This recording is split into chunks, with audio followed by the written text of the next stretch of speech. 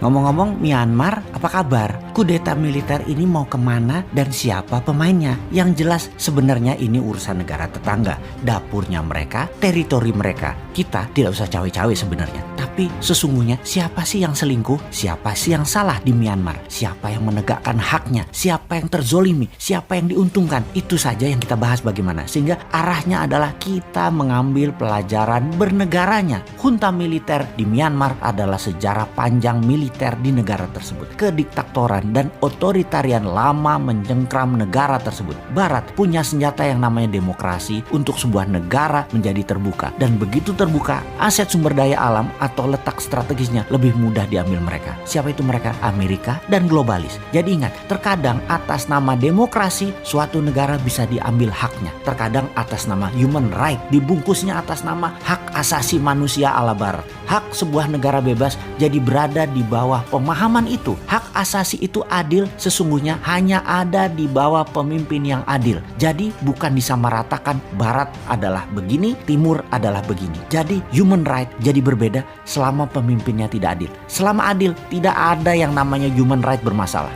Oke, kita kembali ke Myanmar. Demokrasi akhirnya masuk ke Myanmar. Aung San Suu Kyi jadi pemimpin dengan menang telak pada saat pilpres. Disinilah militer tertampar. Suara rakyat ternyata tidak menginginkan mereka. Demokrasi dan pemerintahan terbuka mulai dijalankan dan mulailah asing masuk, terutama Tiongkok selain Amerika kencang atau cepat masuk ke Myanmar. Pabrik-pabrik besar Tiongkok menyedot sumber daya alam Myanmar sejak lama dan cepat. Myanmar adalah negara perbatasan langsung dengan Tiongkok dan cara berpikir negara berdaulat itu sekali lagi berbeda dengan negara yang lemah kedaulatannya. Myanmar saat itu diambil asetnya oleh Tiongkok. Sekali lagi, ini yang menjadi penting untuk kita diskusikan. Negara Amerika itu, contohnya ya, sebelum kita masuk ke pelajaran selanjutnya, negara Amerika itu seluruh homeland adalah kontinental Amerika, kendalinya harus penuh dari ujung Alaska sampai selatan Argentina harus full dikendalikan Amerika. Ada apa saja di negara selatan Amerika, Amerika akan kirim tentaranya,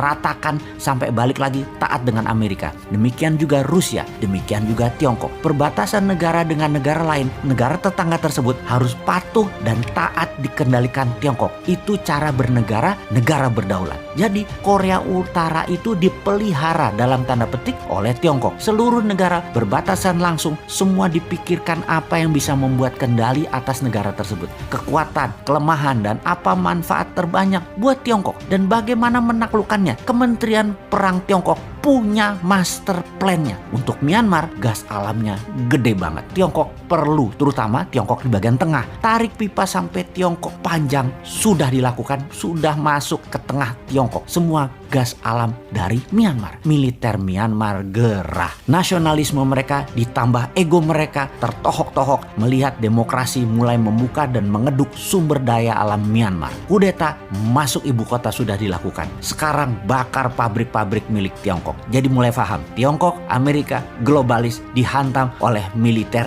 yang merasa mereka adalah mengeduk aset nasional dan militer bergerak atas nama nasionalisme. Itu pendapat militer Myanmar. Ya sudah, sekian dulu informasinya. Gak penting-penting banget sih informasi dari Bosman kali ini. Tapi sekali lagi ingat, jangan dibawa-bawa kemana-mana pikiran kalian. Tetap ke Myanmar ya, jangan ke Sulawesi segala, ngawur kalian.